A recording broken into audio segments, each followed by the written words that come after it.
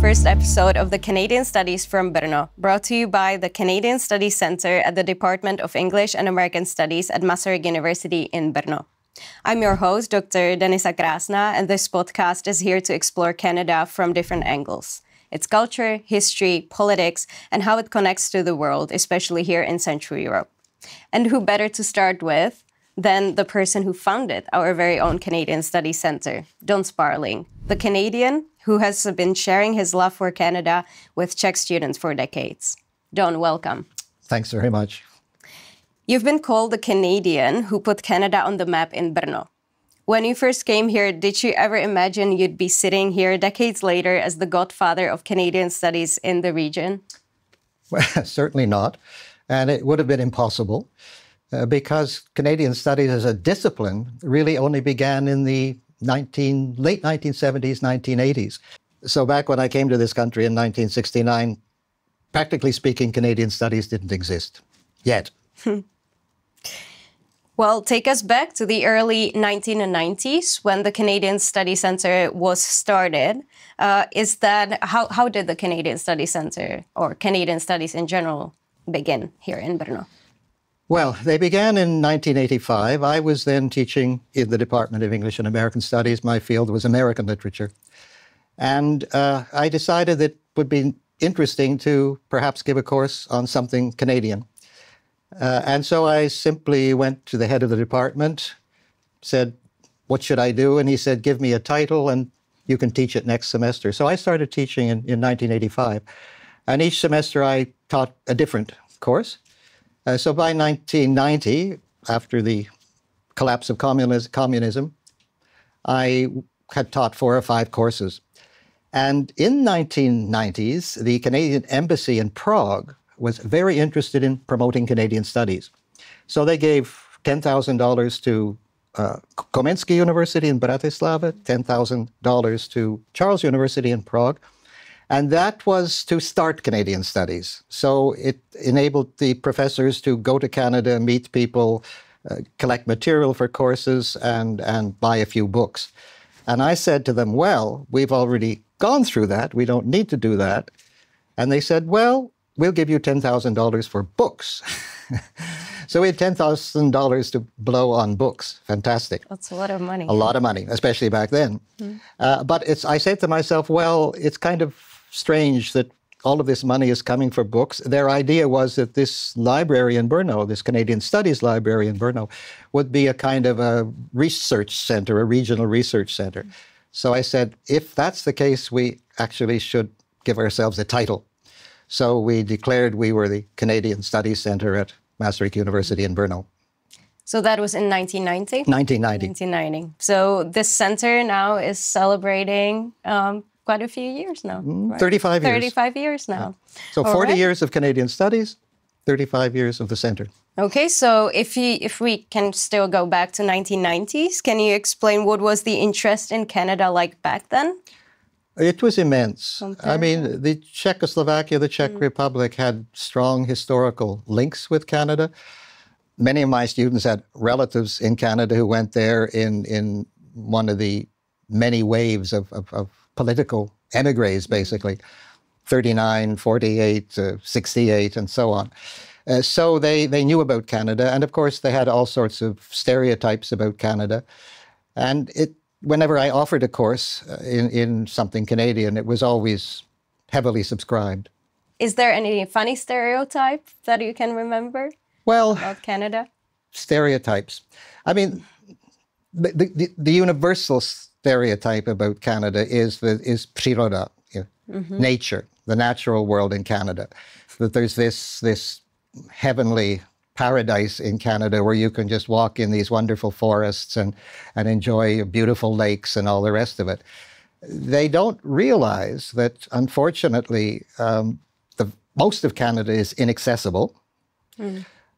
It's empty and there's no roads there, so you can't get there.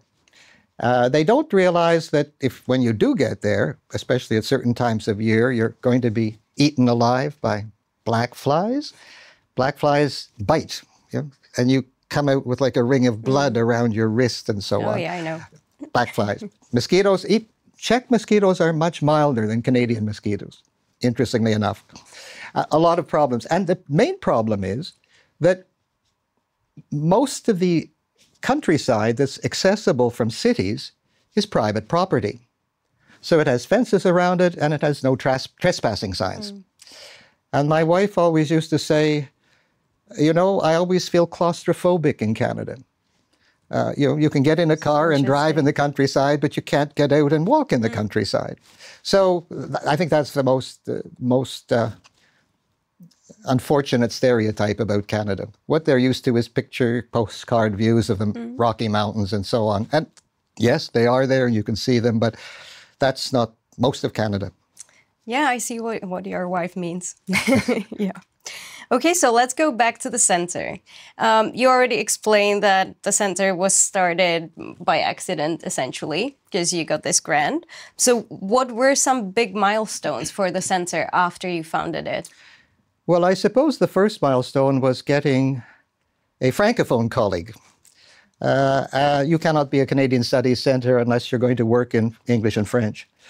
And so we were very lucky to get Petr Kiloušek, who from the Department of Romance Languages and Literatures, who is a remarkable academic, a great teacher, and has done a great deal for the center in terms of publishing projects and so on. So that was the first milestone. Without him, we'd be dead in the water. The next one was in 1998, I think. Yes, in 1998, we had the first Central European International Conference of Canadian Studies. And this brought together Canadianists, as we call them, from 8 different countries, other countries as well, but the core were people from Central Europe.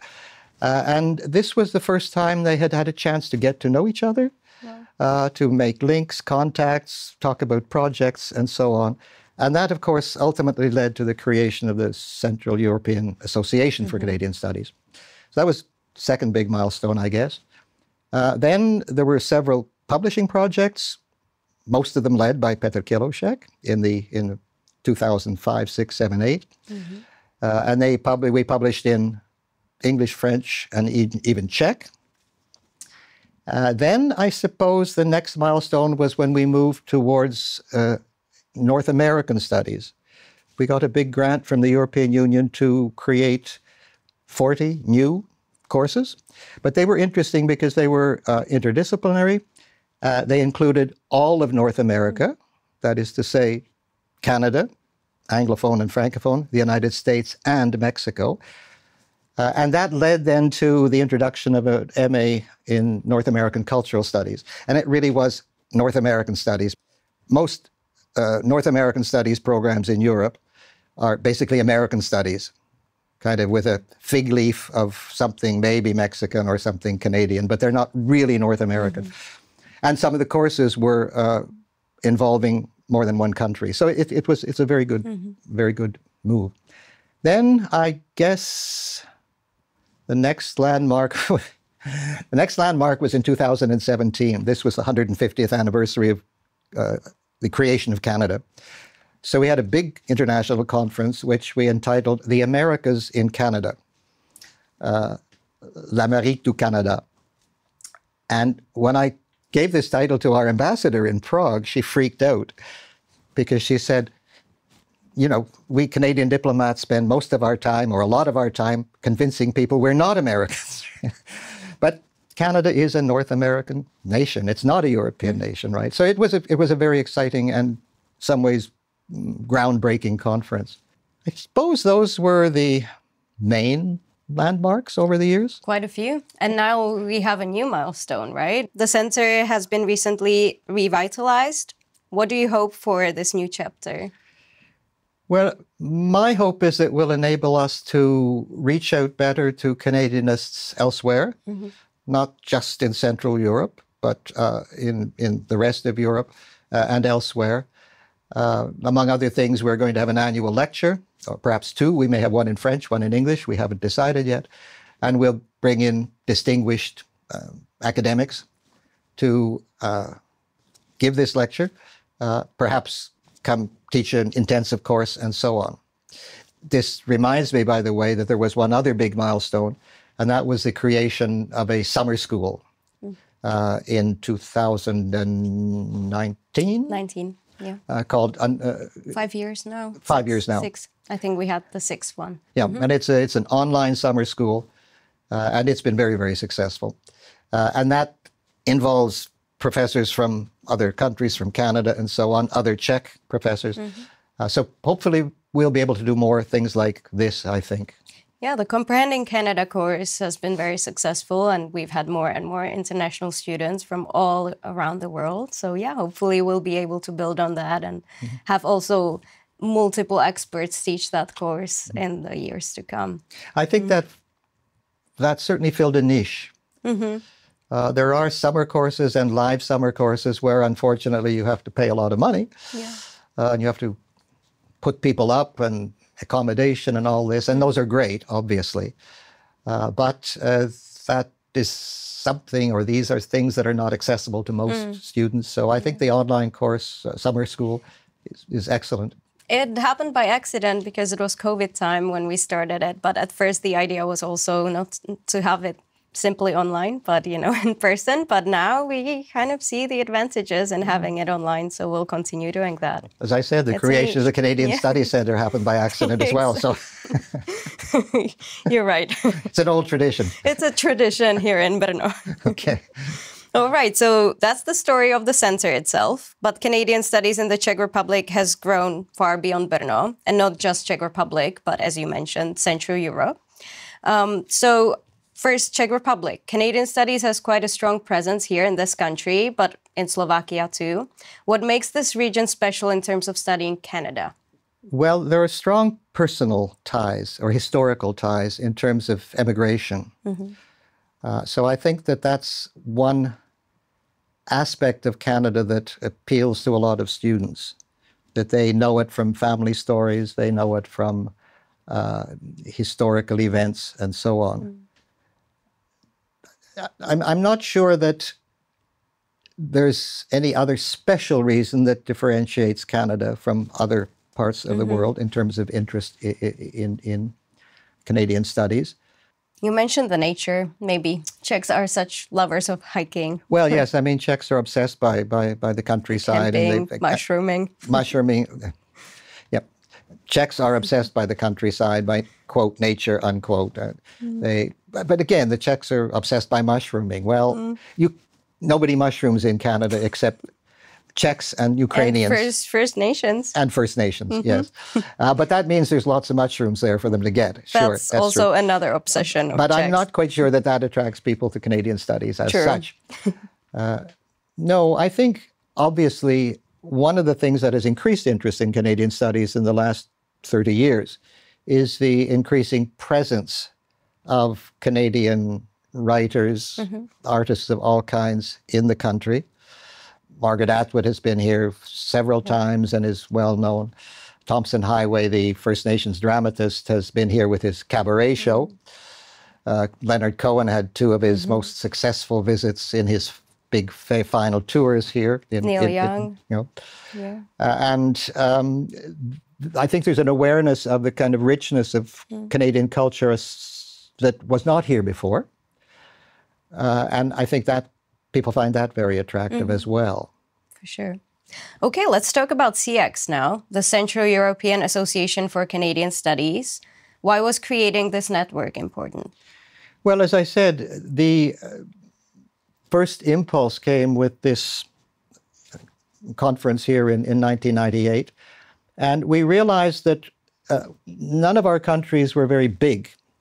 And if we wanted to sort of make an impact, and if we wanted to have an association which made sense, because if you've only got, let's say, 10 Canadianists from Slovakia, if you've got 8 from Slovenia, for instance, these people can't do very much on their own.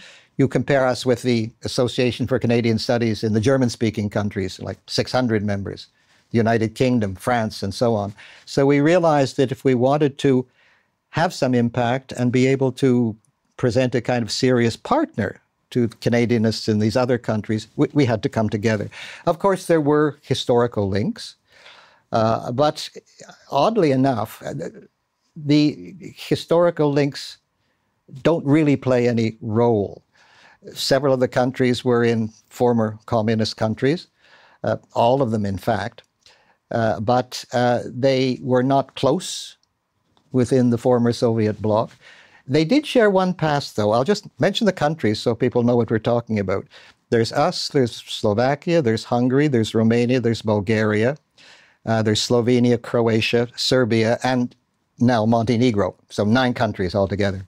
Only 8 when we founded because Serbia hadn't split. And it's an odd group because, historically speaking, there was never any situation when all of those countries were together. But we did once realize that if we got rid of the Bulgarians, then we could rename ourselves as the Association for Canadian Studies in the former lands of the House of Habsburg.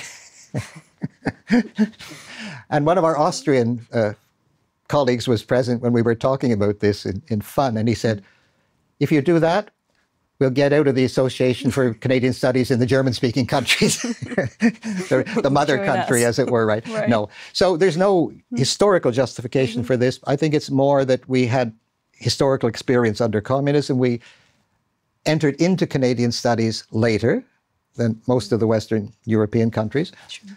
And we share some of these historical experiences. And so there have been many conferences and projects. What are some of the CIAC's proudest achievements, according to you? Well, that it exists, to begin with. That we have a very successful journal, an annual journal, which is now gathering articles for its 20th volume. 12 conferences, 12 triennial conferences. So far, we've had them in every country where there's a member, except for Serbia, and we're having it in Serbia in 2027. So we've really spread it around. We have a very strong commitment to moving about in the region. You know, it's not centered in Brno, it's not a Czech thing, it really is a Central European thing. So that's been, I think, very, very successful. We've had several projects. We had a diaspora project which mapped the lives of immigrants from Central Europe in Canada. It had 2 parts. One was a kind of biography, autobiography, their experience becoming Canadians and so on. And the other was one with their literary production in Canada, because it turned out that all of these have literatures in their mother tongue written in Canada or dealing with Canada. So this, I think, was a very useful project. The reverse was shown in another project we had, which was a translation project. We wanted to see what books written by Canadian authors or about Canada had been translated into the languages of our region. And we ended up having 2 publications about that. One was more a kind of a just inventory of these things, and the other was more about impact. And we have a database, we have an online database which is kept up to date every year of these translations with a lot of data. And it's been used by various people for other articles. So people from outside our association have said, oh, that's very interesting. We can compare it with what we're doing and so on. So it establishes links that way.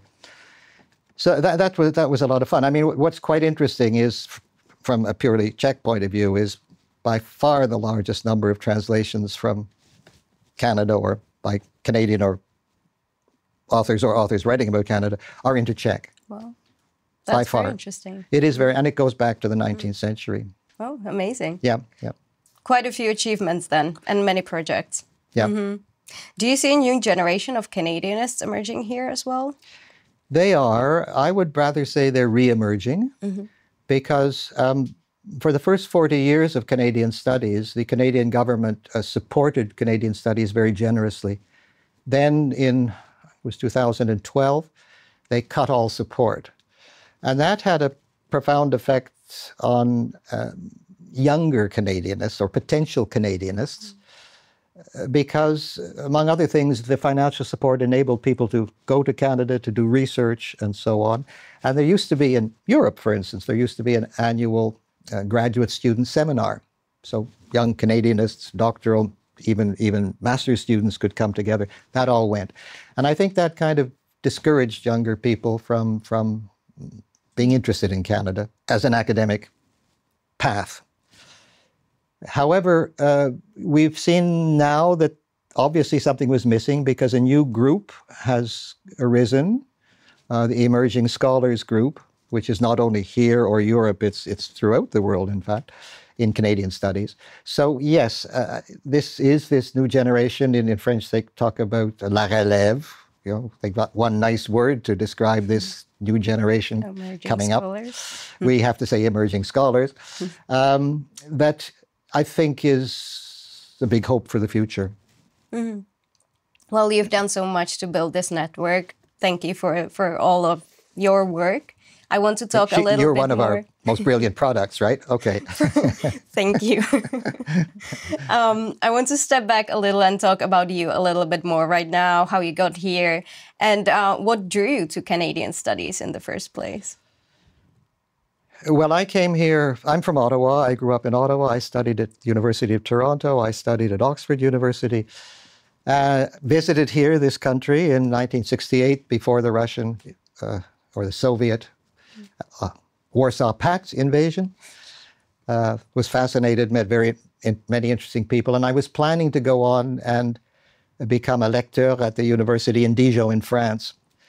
And my idea was I'd become perfectly bilingual and go back to Canada and this new bilingual Canada that Trudeau was promoting, Trudeau Père. I would be part of it. Unfortunately, because of all of the events in France in 1968, the student events, the strikes and so on, they didn't open the universities in the fall. So there I was sitting in England waiting to go to France, to Dijon. Nothing happened. And I was interested in coming here because after the Soviet invasion, it wasn't clear how much of the achievements of the Prague Spring would be saved, if any. So I thought, I'll go there for a year and teach English, and why not? So I wrote to language schools in Prague and Brno. In Brno, they said yes. So I came here in March of '69. And after a year, Prague said, oh, would you like to teach in Prague? So then I was in Prague for 7 years. And in the meantime, I got married, had 2 kids, and came back to Brno, and this time to teach at the university in the Department of English and American Studies. So that's why I'm here, and so on. I got interested in Canadian studies because this is what was happening in Canada in these years. People don't realize that Canadian literature, to take an example, up until the 1960s, there was not very much good Canadian literature. Vast changes took place in Canadian culture from the 60s on. First was the Quiet Revolution in Quebec, when suddenly Quebec erupted culturally and socially and politically and became by far the most interesting part of Canada. It had been the most, in many ways, backward and conservative part, and suddenly it was the most adventurous, progressive, and so on, and especially in the arts, films, literature, and so on. And in English-speaking Canada, in Anglophone Canada, there was a kind of reaction. Well, what are we going to do? We better show our skills. So there was a huge rise in the cultural awareness in Canada, also caused by the fact that we were leading up to the 100th anniversary of Confederation, of our creation as a country.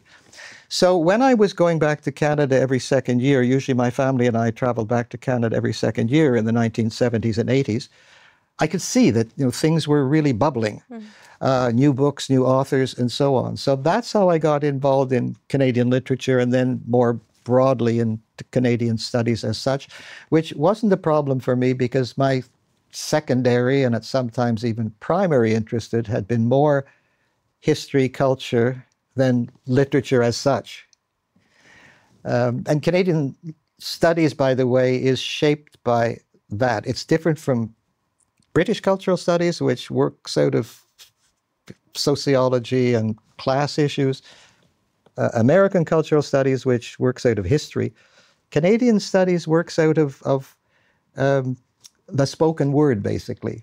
Whether it's, when the first comprehensive history of the literature in Canada came out, they had articles about philosophical texts, scientific texts, literature, essays, the whole range. Right? And this really answered to my concept of what culture is about. It's not literature, it's not just culture, music, it's not just this, but it's this broad range fields in which people express themselves and their ideas and views and so on. So I really felt that this was what was important.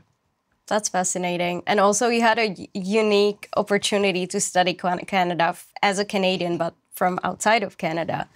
Yeah.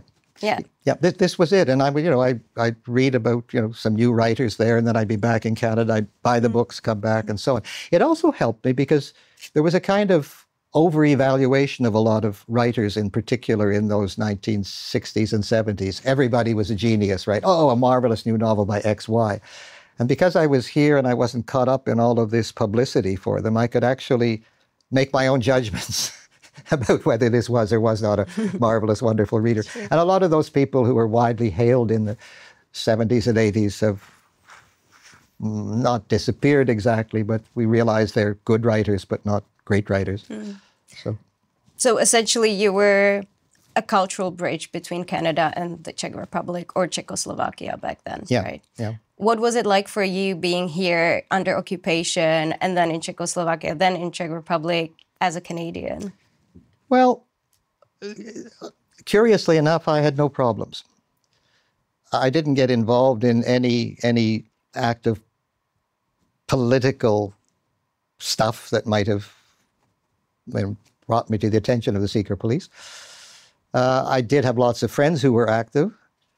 I had a very strange life in Prague. Half of my spare time was in the Slovácky Kružek. I totally fell in love with Southern Moravian folklore and ended up teaching the young people their own songs and dances, right? My other group of friends were dissidents or future dissidents, rock musicians who were forbidden to play and eventually ended up in prison, artists, none of whom could exhibit because they had done experimental stuff in the Prague Spring years and so on. So I had these two kind of worlds like this. But I didn't have problems. And if I'd wanted to become rich, I wouldn't have stayed here, obviously. So this didn't bother me that I was making a salary at the language school, I remember, of 2,500 crowns a month. Like by the exchange rate, that was like $100 a month, right? So that didn't bother me. I could travel to Canada when I wanted. I could take my family to Canada when I wanted. So I was here, physically I was here like all the other Czechs, but I was living in a different mental space. So I didn't feel that oppression the way they did. So for me, most of my life here was pretty much like it would be anywhere else. Get up in the morning, prepare the kids for school, make breakfast and go to work and so on. Sure. And I don't boast about this. I just state this as a fact. Yeah, that makes perfect sense. So since you arrived, how have Czech perceptions of Canada changed? Well, I suppose the main thing is that tens, hundreds of thousands, maybe millions of them have traveled to Canada. So they can see it themselves. They can see things that they like there or don't like there. They're able to compare it with this country in a way they weren't back then. That's one huge change. The other thing to remember, though, is that Canada has changed radically in the, whatever it is, 55 years since I've been here. And it's ways which have made Canada more interesting and maybe more relevant. The thing I think about most is the whole change in the makeup of the Canadian population. We changed our rules on immigration in the late 1960s. Up until then, basically, Canada wanted only white immigrants. We changed it then to what's called a points system, where applicants from the whole world can apply, and they get points for their education, for their linguistic skills, for their age, for their employment potential, and so on. And I don't think that anybody realized at the time what the implications of that would be. But the main implication is that it meant that huge numbers of non-white people were then applying and being accepted and coming to Canada. Back in the around when I came here, the non-white population in Canada was something like 2%. Now it's about 25%, which is a huge change in 2 generations, right? And this is, I think, something that I was fascinated by, because every time I went back to Canada in the 70s and 80s, it was darker. We invented this ridiculous phrase, which I think they're phasing out now. We talked about visible minorities. Like anybody who isn't white is a visible minority. But I mean, Toronto now, the visible minority is white. You know? So it's a huge, huge change in Canada. And the fact that Canada has managed it probably better than any other country in the world is something that, to me, is a reason to do Canadian studies. You know? Exactly. You answered my last question, or one of my last questions. Why should people care about Canadian studies? So that's one thing. Do you have more? Yeah, I think that's one thing. And I think it also is based on something which is older, which is that Canada developed out of the British conquest of New France in 1763, where suddenly you had a totally Francophone Catholic population and a Protestant English population is the rulers. And some modus vivendi had to be found. So Canadian culture is like 200 and whatever it is now, 50 years or whatever, more, of sort of negotiating between two very different groups. So it's not only just suddenly, you know, whites and non-whites, but over the 2.5 centuries, I think we've developed a tendency to try and solve problems by talking, by, you know, finding. I say compromises. People say, oh, you mean win-win solutions. And I said, I don't really believe in win-win solutions. I think the ideal solution is an okay solution. You know? Okay, you know, didn't get what I want, but I can deal with that. And the other side says the same. And I think these kind of solutions are solutions which Canadians historically have been very good at, kind of messy, fuzzy compromises, right? And I think the world needs more messy, fuzzy compromises. Obviously, I'm not talking about really situations where there's dramatic examples of, you know, violence and so on. I'm not going to go into current politics. But in most situations, you can't really get a win-win solution. If one side really feels it's won, the other side in some way is going to feel it's lost, right? And I think this was when we made big changes in the English department in the early 90s when I was head of the department. It was like 1.5 years of discussions before we made the changes, because there were two quite different camps in the department. And it was this kind of approach. And I think this is something that Canadian Studies Canada can teach people. That's a very important point. Yeah, now I feel like we should all study Canadian studies. Well, I'm all for that. Especially Canadian politics. Absolutely. Well, they're all intertwined, you know. They are. Culture, politics, you know. history. And it's, if we just have a little detour for a moment, at the municipal level in Canada, political parties basically don't exist. You know, you run as Denisa Krásná, I run as Don Sparling, and you have to work with people then. You don't have to follow a party line, right? And then people who show their skills in this, then they get selected to be at the provincial level or the national level, right? So even a study of Canadian politics says a great deal about Canadian culture. For sure. Yeah. Okay, Don, we have a few more questions, but very quick, fun questions at the end. Okay. I'm also interested, like this one is a bit longer, but do you remember any strange or really surprising question a student asked you about Canada? I suppose the strangest one was a question. Said, well, the question was, why do Canadians hate Americans? And I had to explain that we don't hate Americans. I mean, I've got members of my family who are Americans. I mean, the two cultures are very much intertwined. The vast majority of our cultural input is American. It's American films, it's American magazines, it's et cetera, et cetera. But we absorb American culture. It's partly our culture. It's our culture, but it's not our own culture. We have actually two cultures. We have the American culture that we absorb, but we also have our culture, which is exclusively or mostly Canadian, and they don't know anything about it in the United States. So it's more that we have this standing apart from America, being able to look at America and to enjoy what's good and to laugh at what's amusing in America and to very much dislike what isn't amusing in America, but is nasty. And I should say, I think we feel very superior in this way, which I think is silly, but I think right now you can feel a bit superior. Well, okay, let's say, right?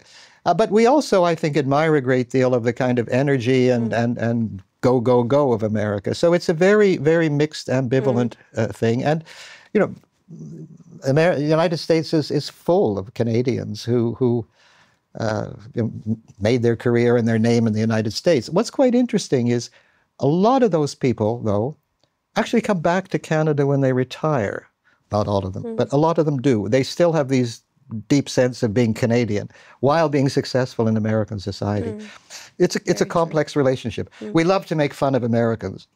And especially of American ignorance about Canada. This is a national hobby. I know. Yeah, I think at this point nobody's going to ask you that question. Unfortunately for Americans, now everybody understands why some Canadians might resent America. Well, Canada begins with an American invasion of Canada. They've invaded us twice, right? I mean, we've and twice. Now want again. Yeah, now they want to take over 51st state, right? I mean, we've been since before actually the American Revolution. We've been observing America, no? So we've got a pretty clear idea of what it's like, positive and negative. Okay, so now let's go to the quick questions. Oh, okay. To end with. Most Canadians think you miss Brno. Well, in the communist years, I would say maple syrup. But now you have it. Now it's not. Now, somebody asked me something like that recently, and I said space, Canadian space. By which I mean simply, I don't feel hemmed in this country. But when I travel back to Canada and I get out of the plane, I kind of feel I'm kind of expanding into a different space, right? And breathe. Yeah, I mean, it's totally unconscious, but it happens all the time. And then, of course, you can say, "What do I miss? Canadian fall, with all the brilliant colors, and I miss Canadian winter because it's a real winter, unlike the winter here, right?" And all seasons actually. I like the Canadian seasons better than the Czech seasons, but that's a long discourse, right? So you miss many things here. But not really. And this was a huge advantage in the communist years, because when we used to travel to Canada, it's as though I had a little switch in my mind, and we're in Canada, and so I had no problems. I didn't feel I had to get used to it. And when we came back here, like the switch turned back to Czechoslovakia. My wife didn't have that little switch, and it always took her half our visit to Canada to get used to Canada, and then when we came back here, it took her 2, 3, 4 weeks here to get used to her home country. I didn't. I just... Well, you're good at acclimatizing well. Well, it worked well. No jet lag. No jet lag, yes, but okay. But not culture lag. Oh, good. Is there one Canadian book or film that every Czech should read or watch? If you had to pick just one. Well, if you say every Czech as opposed to any foreigner, I'd say read Škvorecký's Engineer of Human Souls. Okay. Because he wrote it in Czech, of course, but it deals partly with here, but most of it is with the life of the narrator in Canada, right? And it gives a wonderful picture of the Czech community in Canada. It gives a very interesting view of the narrator's view of Canada, about how naive they are politically. But when it was translated into English, it won the Canadian Governor General's Award for the best fiction that year. So every Czech should read it, right? Every Czech will read it. Okay, well, everyone who's listening to this podcast hopefully will now read it. Well, as long as they're Czech. Well, they can read the English version, but it's not as good as the Czech original, right?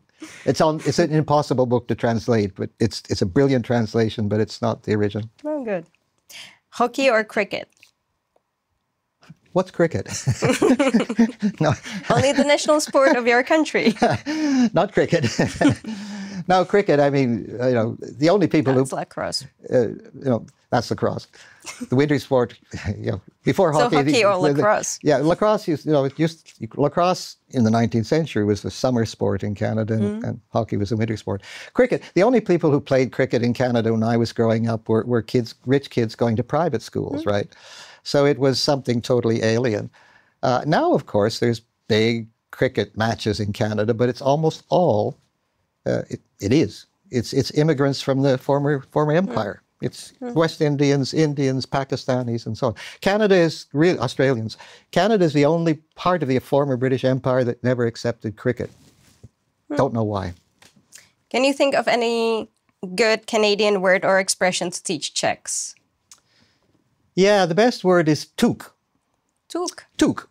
A toque is that nice, warm, knitted, close-fitting hat that you wear in the winter. And it may or may not have a pom-pom on the top, right? There's two schools of thought, and they're bitterly divided. If it doesn't have a pom-pom, it's not a toque, right? And others say the pom-pom doesn't matter.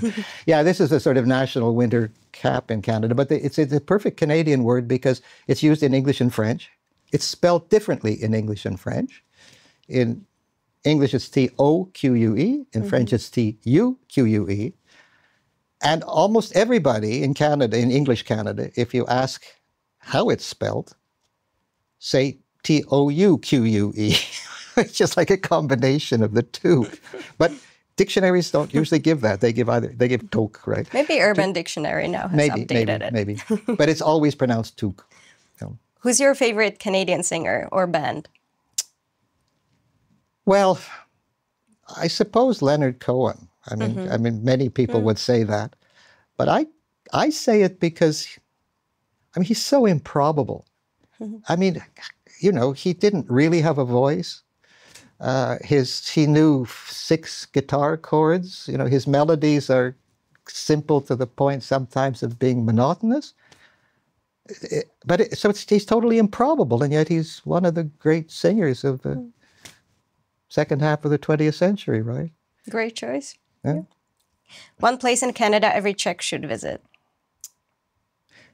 Well, again, I'll say every Czech should visit. I would have said Batowa.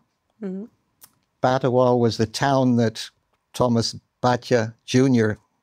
Founded in Canada. Baťova. No. Batowa. Batowa. B-A-T-A-W-A. Like Ottawa, This is Batowa, right? He was not a modest man, right? And so Batowa, he set up a company town there, just like Zlín, right? And the buildings were even the same, Zlín functionalist style, right?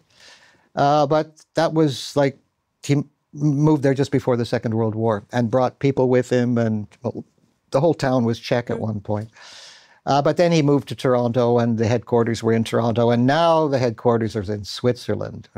So the Batowa, the big factory in Batowa is no longer recognizable as it's a luxury condominium now, right? Ooh. Oh, right. It's east of Toronto, right? So if you can't visit that, then you should, as a Czech, visit the Bata Shoe Museum. Oh, okay. In Toronto? In Toronto. Bata's wife, Sonia, she got this idea that they should found a museum just of shoes, right?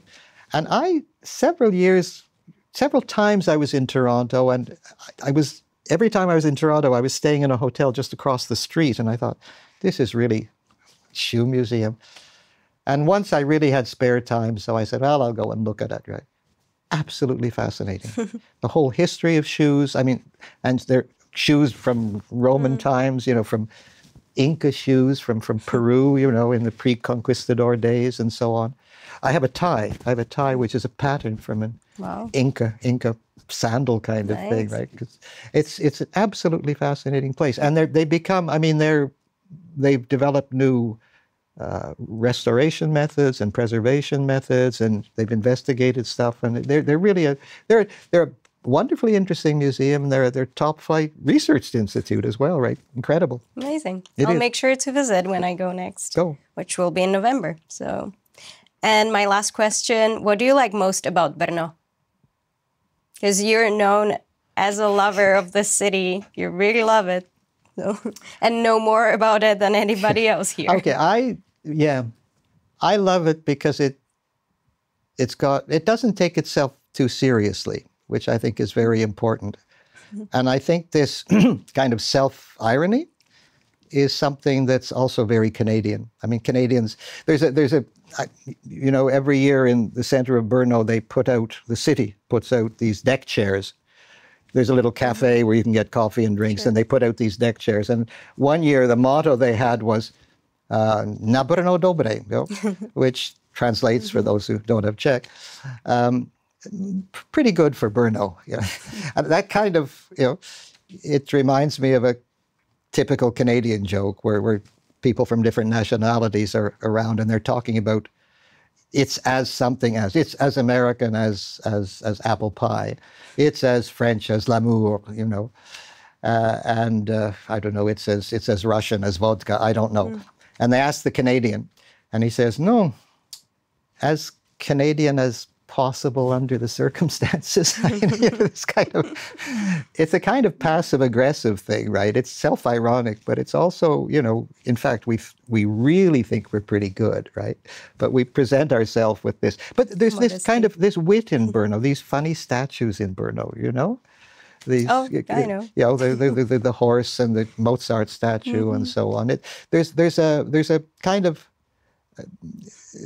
sophistication to the humor in Brno, which I like. But it doesn't take itself seriously. I had 1 minute, another little anecdote. An American friend of mine who's a musicologist who studied Janacek, and he's one of the experts on Janacek in the world. He visits very often, and he came to visit. This is when I was still head of the international office. He came to visit, and one of the colleagues in the international office was there. So I introduced them to Mike. And Mike looked at him and he said, "Are you important?" And this guy said, "Well," he said, I don't think so. And Mike said, "Thank God. I just came from a week in Prague, and everybody I was introduced to, they said to me, 'You must meet Mr. X. He's very important.'" And you can't get away with that in Brno. I mean, so I like this self-irony and this refusal to take oneself seriously while at the same time doing amazing things. I think it's an amazing city, right? That's wonderful. You fit really well here. So yeah, Don, thank you so much for sharing your stories, your funny anecdotes, and your vision with us. Are there any last words you would like to say for students or listeners curious about Canadian studies? Go for it. As I say, I mean, I just think there's so many interesting aspects of Canadian studies because it's conceived from the beginning as a very broad interdisciplinary field of studies. And I think, as I mentioned earlier, I think there are several areas in which people can look to Canada and see if some of the ways we've been successful can be applied. Not all. In many ways, we've been lucky. Many things can't be replicated, but I think some can. So yes, keep an eye out for Canada. It's going places. Yeah, we'll probably learn a lot more from Canada in the future as the world's changing. Let's hope. Let's hope it's good. Let's hope so. So thank you, Don. Thank you for being here. Thank you for being the first one here in this podcast as the founder of the Canadian Studies Centre.